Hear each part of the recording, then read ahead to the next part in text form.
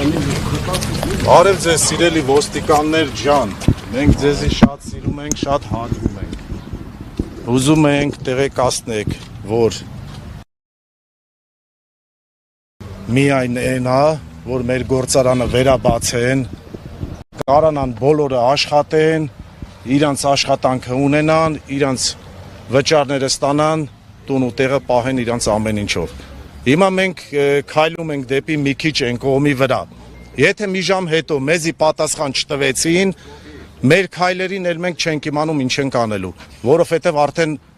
ճիշտ ասած հասել է գագաթնակետին։ Եթե ազգային ժողովը կամ Հայաստանի Հանրապետությունը մի հատ փոքր հարց չի կարում լուծի կամ չեն կարում, չգիտեմ, ինչ որ